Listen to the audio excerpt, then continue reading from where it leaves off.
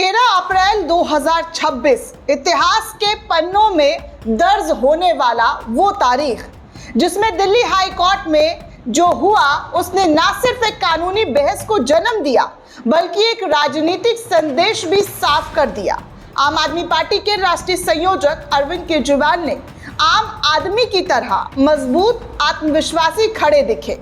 उन्होंने बिना वकील के खुद अपनी बातें रखी, तथ्यों के साथ, कानून के साथ और एक स्पष्ट नैरेटिव के साथ। उनकी दलीलों में आत्मविश्वास, सिस्टम पर सवाल और न्याय की मांग साफ दिखाई दी।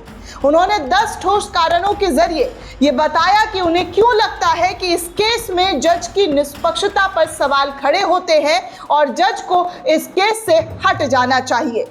आरोपियों को सुने बिना सेशन कोर्ट के आदेश को गलत बता दिया गया। 9 मार्च की हाई कोर्ट में सुनवाई में 23 में से कोई भी आरोपी कोर्ट में मौजूद नहीं था।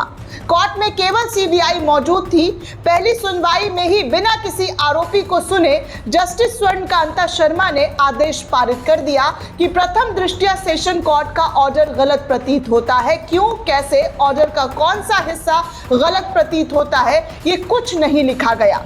बिना किसी दूसरी साइड को सुने प्रथम दृष्टया से ये राय जस्टिस स्वर्णकांता शर्मा ने कैसे बनाई? उस वक्त उनके सामने तो केवल सीबीआई की दलील थी।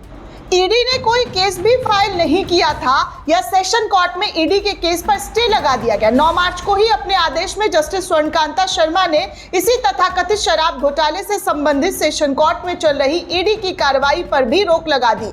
हम आपको बता दें कि कानून किसी भी मामले में पहले कोई अपराध होता है जिसकी सीबीआई या पुलिस एफआईआर करती है और उस अपराध में जो गलत पैसा इकट्ठा किया जाता है, जैसे रिश्वत का पैसा इत्यादि, उस पैसे को किस तरीके से मनी लॉन्ड्रिंग की गई है उसकी जांच फिर ईडी करती है। तो अगर सीबीआई या पुलिस के केस में अपराध ही साबित नहीं हो पाया तो ईडी का केस अपने आप बंद हो जाता है। क्योंकि इस केस में सेशन कोर्ट ने सीबीआई के केस को खत्म कर दिया था तो ईडी का केस अगली 1 तारीख में खत्म हो जाता। लेकिन जस्टिस स्वर्णकांता शर्मा ने सेशन कोर्ट को ईडी का केस खत्म करने पर रोक लगा दिया। सबसे बड़ी हैरानी की बात यह है कि केंद्र सरकार, ईडी या सीबीआई ने ऐसा करने के लिए उनके सामने कोई भी प्रार्थना नहीं की थी अपनी तरफ से। जस्टिस स्वर्णकांता शर्मा ने रोक कैसे लगा दी, ये सोचने वाली बात है। वहीं सीबीआई के जांच अधिकारी ने कोर्ट में केस भी नहीं फाइल किया था, फिर उसके खिलाफ कार्रवाई पर रोक लगा दिया। सीबीआई का केस इतना ज्यादा फर्जी था कि सेशन कोर्ट के जज ने सीबीआई के जांच अधिकारी के खिलाफ अनुशासनात्मक कार्रवाई करने का निर्देश दिया।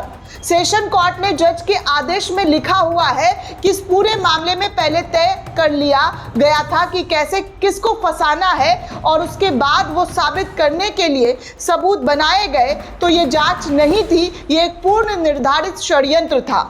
जस्टिस स्वर्णकांता शर्मा ने अपने 9 तारीख के आदेश में सीबीआई के जांच अधिकारी के खिलाफ सेशन कोर्ट द्वारा पारित आदेश पर रोक लगा दिया। ये भी बड़े अचंभित करने वाली बात है क्योंकि सीबीआई के उस अधिकारी ने अभी तक कोर्ट में अपने खिलाफ पारित आदेश को रुकवाने के लिए कोई आवेदन तक नहीं किया। बिना अधिकारी के आवेदन के अपने से इस तरीके से रोक लगा देना सबके मन में शंका पैदा करता है। वहीं आरोपियों के जवाब दाखिल करने के लिए सिर्फ 1 हफ्ते का टाइम दिया गया, जबकि बाकी केसों में 5-6 महीने का टाइम देती है। 9 मार्च को जस्टिस स्वर्णकांता शर्मा सभी 23 आरोपियों को आदेश दिया है कि इस मामले में अपना जवाब 1 हफ्ते में दाखिल करें। 600 पेज के ऑर्डर और सीबीआई की अपील के जवाब में हमने इतने कम समय में रिप्लाई फाइल करना लगभग नामुमकिन है। जस्टिस स्वर्णकांता शर्मा ने इतना कम समय क्यों दिया? ये प्रश्न उठाना स्वाभाविक है क्योंकि उनके सामने अन्य मामले में जस्टिस स्वर्णकांता शर्मा कितना समय देती हैं इस पर एक नज़र डालनी चाहिए। उनके सामने अभी तक जितने मामले आए हैं हर मामले में वो 3 से लेकर 7 महीने तक की तारीख देती हैं। केवल इसी मामले में जो केजरीवाल का मामला है 1 हफ्ते की तारीख दी गई। क्यों? इससे साफ जाहिर है कि इस मामले में जस्टिस स्वर्णकांता शर्मा अस्वाभाविक स्पीड से खत्म करना चाहती हैं। वहीं जस्टिस स्वर्णकांता शर्मा ने आरोपियों के बेल एप्लीकेशन पे ऑर्डर करते समय उनको पहले ही दोषी करार कर दिया था। जब इस मामले के कई आरोपी जेल में थे तो उनकी बेल एप्लीकेशन जस्टिस स्वर्णकांता शर्मा के सामने लगी थी। ऐसे 5 लोगों की बेल एप्लीकेशन में जस्टिस स्वर्णकांता शर्मा ने पिछले साल आदेश पारित किया था और अक्सर बेल एप्लीकेशन में केस की मेरिट्स पर टिप्पणी नहीं की जाती। अपराध हुआ है या नहीं, ये बात ट्रायल होने पर निचली अदालत तय करती है। बेल एप्लीकेशन में तो जज का केवल इतना बताना होता है कि बेल दी जाएगी या नहीं। इसके बावजूद जस्टिस स्वर्णकांता शर्मा ने 5 मामलों में बेल की सुनवाई के वक्त ही अपने उन 5 आरोपियों की बेल खारिज करते हुए बड़े कठोर शब्दों में आदेश पारित किए गए कि ये सभी लोग उन अपराधों के दोषी है। इससे साफ जाहिर है कि जस्टिस स्वर्णकांता शर्मा शुरू से ही इस मामले में अपनी पूर्व निर्धारित राय रखती है। जस्टिस स्वर्णकांता शर्मा ये सभी बेल ऑर्डर सुप्रीम कोर्ट ने खारिज कर दिए। उन्होंने न केवल उनके ऑर्डर खारिज करके सभी आरोपियों को बेल दी, बल्कि कुछ मामलों में जस्टिस स्वर्णकांता शर्मा के खिलाफ सख्त टिप्पणी तक की गई। जस्टिस स्वर्णकांता शर्मा द्वारा पारित किए गए अभी तक के सभी आदेश दिखाते हैं दोस्तों कि ये सीबीआई और ईडी की अधिकांश सभी दलीलों और मांगों को मानती है। यहाँ तक कि जो भी वो मांगते हैं उनसे कई ज्यादा बढ़ चढ़कर आदेश दे देती है। तुषार मेहता कोर्ट में मौखिक रूप से भी यदि कुछ बोल दे तो तुरंत उसका आदेश पारित कर दिया जाता है। ऐसे में उसे न्याय कैसे मिलेगा? जस्टिस स्वर्णकांता शर्मा के दोनों बच्चे केंद्र सरकार के सरकारी वकील हैं और तुषार मेहता के अंडर में काम करते हैं। ऐसे में उनकी निष्पक्षता की उम्मीद कैसे की जा सकती है? जस्टिस स्वर्णकांता शर्मा आरएसएस से जुड़ी संस्था के कार्यक्रम में भी जाती हैं। ये बात खुद अरविंद केजरीवाल ने भरी अदालत में जस्टिस स्वर्णकांता शर्मा से कहा। राष्ट्रीय स्वयंसेवक संघ की वकील की एक विंग है जिसका नाम है अधिवक्ता परिषद। जस्टिस स्वर्णकांता शर्मा अधिवक्ता परिषद की कम से कम 4 मीटिंग में अलग अलग समय पर हिस्सा ले चुकी हैं। इस पूरे मामले का जो आरोपी राजनीति से जुड़ा है वो सभी आरएसएस की विचारधारा के मुख्य विरोधी हैं।